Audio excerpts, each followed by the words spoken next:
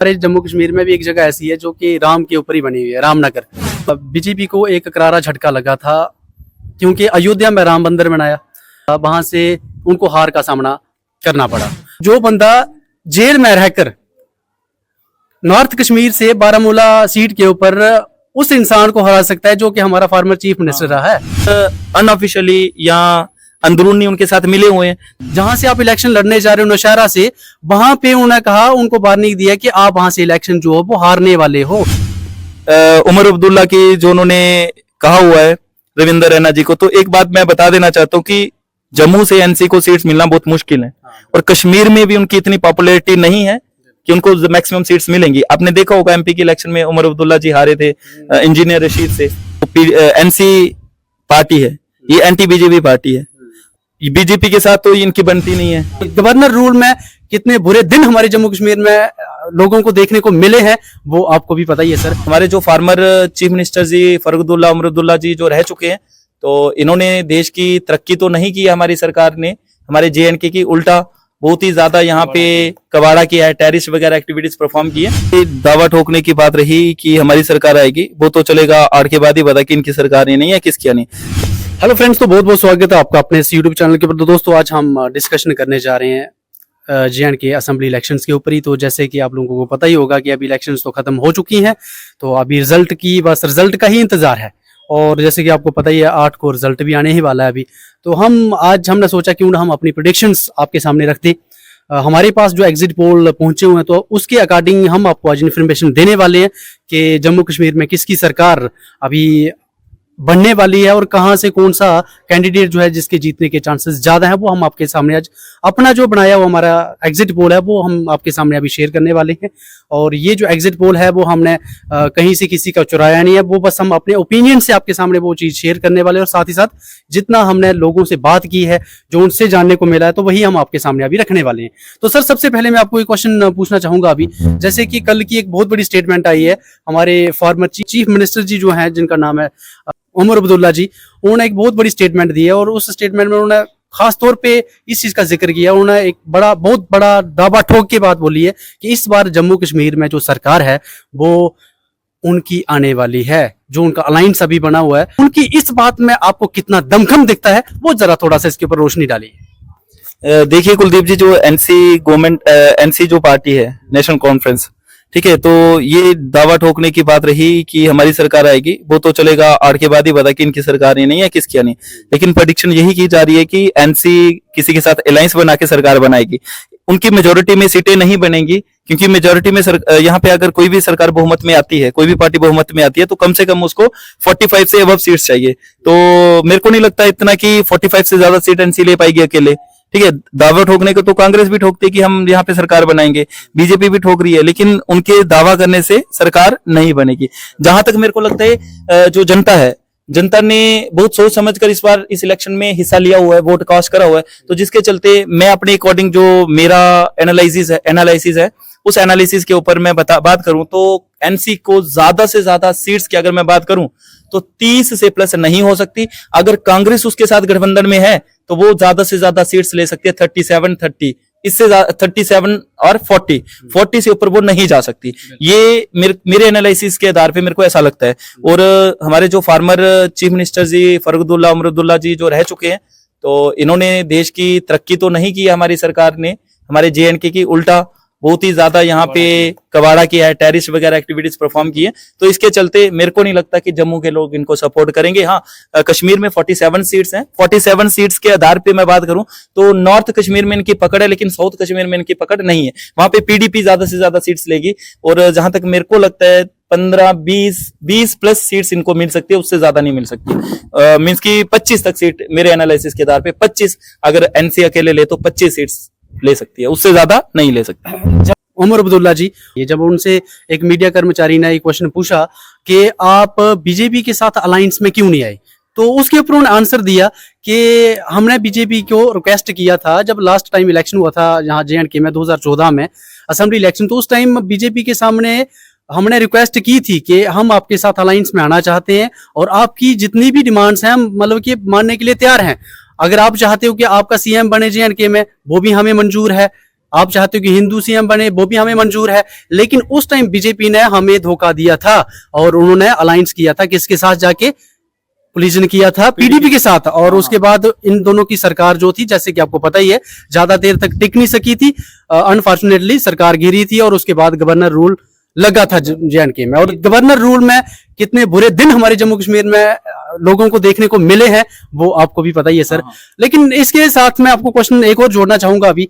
तो उमर अब्दुल्ला जी ने टारगेट किया है रविंद्र राणा जी को, जो कि अभी प्रेसिडेंट है हमारे जे.एंड.के के बीजेपी की साइड से। तो उनको टारगेट किया उन्होंने बोला है कि रविंद्र राणा जी बोलते हैं कि इस बार बीजेपी जो है वो सरकार जो है मेजोरिटी में जम्मू कश्मीर में बनाने वाली है और सीएम भी हमारा ही होगा बीजेपी का। तो उन्होंने उनको टारगेट किया, उन्होंने कहा कि पहले आप अपनी सीट को तो बचा लो, जहां से आप इलेक्शन लड़ने जा रहे हो नौशहरा से, वहां पे उन्होंने कहा, उनको वार्निंग दिया कि आप वहां से इलेक्शन जो हो वो हारने वाले हो। इस बात में कितना दम लग रहा है आपको, ये कहां किस हद तक सही लग रहा है आपको? देखिए कुलदीप जी, आपने बात बहुत अच्छी करी है, रखी है यहाँ पे। और एक मैं बात बता देता हूँ कि ये जो एनसी पार्टी है ये एंटी बीजेपी पार्टी है और आज से नहीं इसका अलायंस कांग्रेस के साथ से, महाराजा के टाइम पे ये इसका अलायंस कांग्रेस के साथ रहा है। ठीक है, आज से नहीं है कि आप बात करो कि 10-15 साल से, ऐसी बात नहीं है। ये 1947 में जब हमारा हिंदुस्तान आजाद होता है उस टाइम पे, उससे पहले की ये पार्टी बनी, आई थिंक 1931 में। इसका नाम था मुस्लिम नेशनल कॉन्फ्रेंस और उसके बाद मुस्लिम हटा के नेशनल कॉन्फ्रेंस रखा गया आफ्टर द इंस्ट्रूमेंट ऑफ असेशन के बाद। तो बीजेपी के साथ तो इनकी बनती नहीं है। हाँ, और साथ में दिल्ली में जिसकी सरकार है सेंटर में, ठीक है, पार्लियामेंट में, लोकसभा में, उसी के आधार पर स्टेट में भी सरकार हो तो उसकी बेटर डेवलपमेंट होती है। और उसी के बेसिस के ऊपर ये जम्मू में एनसी के साथ लास्ट इलेक्शन में अलायंस करने की बात रख रहे थे। बट इन दोनों की भी सीट्स मिला देते उस टाइम पे, तब भी ये मेजोरिटी में नहीं थी और जिस कारण से इनको अदर पार्टीज का भी कोलिजन करना पड़ना था। और आपने भी देखा कि 2017 में हंग पार्लियामेंट की सिचुएशन हुई कि सरकार गिर गई। तो अगर 2 या 2 से ज्यादा पार्टीज मिलकर सरकार बनाती हैं तो उसमें हंग पार्लियामेंट का बहुत ज्यादा रोल देखने को हमें मिल सकता है, क्योंकि कुछ डिसीजन होते हैं जो एग्री नहीं होते दोनों पार्टीज को और इसके बिहाफ पे वो अपना समर्थन वापस लेते हैं, सरकार गिर जाती है। अब बात रही उमर अब्दुल्ला की, जो उन्होंने कहा हुआ है रविंद्र रैना जी को, तो एक बात मैं बता देना चाहता हूँ कि जम्मू से एनसी को सीट्स मिलना बहुत मुश्किल है और कश्मीर में भी उनकी इतनी पॉपुलैरिटी नहीं है कि उनको मैक्सिमम सीट्स मिलेंगी। आपने देखा होगा एमपी के इलेक्शन में उमर अब्दुल्ला जी हारे थे इंजीनियर रशीद से, ठीक है। तो उनकी फैन फॉलोइंग कम है क्योंकि जनता जान चुकी है, चाहे कश्मीर की हो चाहे जम्मू की हो, वो जान चुकी है कि कौन सी पार्टी हमारे लिए सही है। मेरे को जहां तक लगता है बीजेपी की कुछ पॉलिसीज सही है, लेकिन यूथ उनसे नाराज इसीलिए है क्योंकि उन्होंने एम्प्लॉयमेंट जनरेट नहीं किए हैं, बहुत कम करी हैं और इसी कारण से ये एक झटका लग सकता है भारतीय जनता पार्टी को, जिसकी वजह से उनकी सीट्स कम आ सकती हैं। But most of the cases में मेरा एनालिसिस के आधार पे बीजेपी 20+ सीट्स लेगी और वो भी जम्मू से उसको मैक्सिमम सीट्स मिलेंगी। हाँ, कश्मीर में उसके चांसेस कम है और ऐसे ही एनसी के चांसेस जम्मू में कम है। ये बहुत ही एक सीरियस मुद्दा है, अगर देखा जाए तो एक सीरियस सिचुएशंस राइज हो रही है कि सरकार किसकी बननी चाहिए, ठीक है। तो यहाँ पे कोई एक सिंगल पार्टी सरकार तो नहीं बना सकती, उसको कोलिजन बनाना ही पड़ेगा। और मेरे को यहाँ तक लगता है कि 2 या 2 से ज्यादा पार्टीज मिलकर कोलिजन बनाएंगी, या फिर अगर 2 से ज्यादा पार्टीज नहीं मिलती है तो फिर इंडिपेंडेंट को उनको अपनी पार्टी में शामिल करना पड़ेगा। तो सर इसी के साथ मैं आपको एक और क्वेश्चन यहाँ से पूछना चाहूंगा। अभी जैसे कि आपको पता है कि अभी ऑफिशियली जो है वो अनाउंस किया है कि एनसी और कांग्रेस का दोनों का ही अलायंस है, बट बीजेपी ने अभी ऑफिशियली किसी पार्टी को अपने साथ रखा नहीं है, लेकिन अनऑफिशियली तौर पे भी देखा जाए तो बड़ी सारी पार्टीज के साथ माना जा रहा है कि उनका अलायंस बना हुआ है, जो कि लोगों के सामने नहीं आया है, लेकिन फिर भी उनकी बहुत अच्छी खासी अंडरस्टैंडिंग है बाकी पार्टीज के साथ। उनमें से जैसे कि आपको पता है एआईपी पार्टी जो है ना, ये इंजीनियर रशीद की तो सरकार बनेगी अभी जम्मू कश्मीर में, जिसकी भी ये एक डिसाइडर का रोल प्ले कर सकते हैं। तो क्या आपको भी लगता है कि इंजीनियर रशीद जो है वो सच में डिसाइडर का रोल प्ले कर सकते हैं? क्योंकि अगर जो बंदा जेल में रहकर नॉर्थ कश्मीर से बारामूला सीट के ऊपर उस इंसान को हरा सकता है जो कि हमारा फॉर्मर चीफ मिनिस्टर रहा है जे.एंड.के का, तो उसको हरा सकता है वो भी जेल में रहकर, तो सोचो वो अब उसको तो रिलीज किया गया था जेल से। सवाल वैसे ये भी उठता है बीजेपी सरकार के ऊपर कि आपने एमपी की इलेक्शन के दौरान तो उसको रिलीज नहीं किया, लेकिन अभी अपने जेल से इसको कैसे रिलीज किया इन इलेक्शन के दौरान, है ना। तो सुनने को आ रहा है उन्होंने 34 अपने कैंडिडेट्स जो हैं वो कश्मीर में उतारे हुए हैं, और वो जितने भी कैंडिडेट्स हैं वो उन्होंने लोगों की सलाह के ऊपर, उनकी एडवाइस के ऊपर उनको उतारा हुआ है। उनका मानना ये है कि ये मैंने नहीं उतारा है, इनको जनता ने खुद सिलेक्ट किया है। तो आपका क्या मानना है कि इंजीनियर रशीद जो है वो एक डिसाइडर फैक्टर रहने वाले हैं या नहीं रहने वाले? देखिए कुलदीप जी, ये जो इंजीनियर रशीद हैं ये बहुत ही ज्यादा इंपॉर्टेंट रोल प्ले करेंगे इस असेंबली इलेक्शंस के दौरान। बट यहाँ तक मेरे को लगता है कि ये भी 3-4 या ज्यादा से ज्यादा 5 से ज्यादा सीट इनको नहीं मिल सकती, क्योंकि नॉर्थ कश्मीर और साउथ कश्मीर की बात करें जहां पे इनका हब है, वहां से पीडीपी पार्टी भी है, अदर कैंडिडेट्स भी हैं, ठीक है, उनको भी कुछ सीट मिले इनकी। अगर ये जेल में होते तो फिर डेफिनेटली एक डिसाइडर का रोल प्ले करते और ज्यादा से ज्यादा सीट ये कश्मीर में लेते। बट जब इधर आने के बाद कुछ सिचुएशंस चेंज होती है, क्योंकि पहले तो ये बीजेपी को अपोज करते थे, अब बीजेपी को अपोज करने के बाद ये अब अनऑफिशियली या अंदरूनी उनके साथ मिले हुए हैं, तो जिस कारण से वो लोग इनको सपोर्ट नहीं करेंगे, ठीक है। तो यहां तक मेरे को लगता है कि और साथ में इन्होंने अपनी पार्टी से वो कैंडिडेट खड़े नहीं करे हैं, सारे कैंडिडेट वो इंडिपेंडेंट है, और जहां तक मेरे को लगता है कि उनको चांसेस कम ही मिलेंगे, 3 या 4 कैंडिडेट इतने ही इनके आएंगे, और जिस कारण से इनको थोड़ी बहुत ज्यादा स्ट्रगल करनी पड़ेगी, और तब मैं मान सकता था कि आ सकते हैं।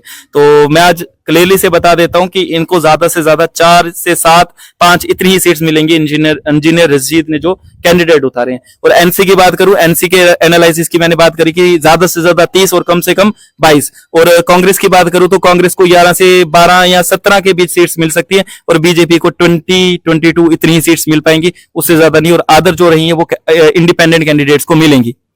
तो सर इसी के साथ जैसे कि आपको पता है कि एमपी की इलेक्शन के दौरान जो सेंटर की इलेक्शन हुई थी अभी मेंबर ऑफ पार्लियामेंट के लिए, तो उसमें आपको पता है कि बीजेपी को एक करारा झटका लगा था, क्योंकि अयोध्या में राम मंदिर बनाया, और उस जगह जिस कैंडिडेट को इन्होंने उतारा हुआ था वहां से उनको हार का सामना करना पड़ा। और इस बार भी माना जा रहा है कि हमारे जम्मू कश्मीर में भी एक जगह ऐसी है जो कि राम के ऊपर ही बनी हुई है, रामनगर। तो आपको क्या लगता है इसके ऊपर थोड़ा सा? देखिए, रामनगर वाली सीट बहुत ही ज्यादा चर्चा में है, तो वहां से तो मेरे को उम्मीद है कि बीजेपी जीतेगी, क्योंकि बहुत सारे लोग उनके सपोर्ट में खड़े हैं। आगे देखते हैं क्या होता है, ठीक है। ऐसे ही हमारी जो बिलावर कॉन्स्टिट्यूंसी है सर, और इस बिलावर कॉन्स्टिट्यूंसी से बहुत जोरों की टक्कर है 2 कैंडिडेट्स के बीच, कांग्रेस और बीजेपी के बीच, और यहां तक मेरे को शोर है यहां से बीजेपी सीट निकालेगी। और रही बनी कॉन्स्टिट्यूंसीज की बात, तो वहां से मैं क्लियरली बता देता हूँ, डॉक्टर साहब वहां पे आएंगे, रामेश्वर जी। और रही बसोली, वहां पे भी मुकाबला गहरा है, और वहां से मेरे को जहां तक उम्मीद है वहां से बीजेपी जीतेगी, और दर्शन कुमार जी वो सीट्स कंफर्म है उनकी। तो इसी के साथ हमारे साथ एक और सर बैठे हुए हैं, कार्तिक सर, इनसे भी जान लेते हैं। सर आपको क्या लगता है कि बिलावर सीट जो है वो इस पे किसका कब्जा आपको ज्यादा लग रहा है? सतीश शर्मा जी जीतने वाले हैं या मनोहर लाल जी जीतने वाले हैं? 2 में से एक में। देखिए सर, ऐसे तो हम कुछ नहीं कह सकते पहले, ये तो हमें 8 तारीख को पता लगेगा, लेकिन पॉइंट ऑफ व्यू से देखा जाए तो 60% चांस बीजेपी के मेरे को लगते हैं। रहे 20% चांसेस की, तो ये इसका रीजन ये है कि बीजेपी को सीट ना भी मिल सकती है, और रीजन ये है कि अनएम्प्लॉयमेंट जो हमारे यहाँ पे देखने को मिल रही है हमारी कॉन्स्टिट्यूंसी में। ठीक है फिर दोस्तों, आज के लिए हम यहाँ पे अपनी चर्चा खत्म करते हैं। आई होप आपको कुछ सीखने को मिला होगा। मिलते हैं नेक्स्ट वीडियो।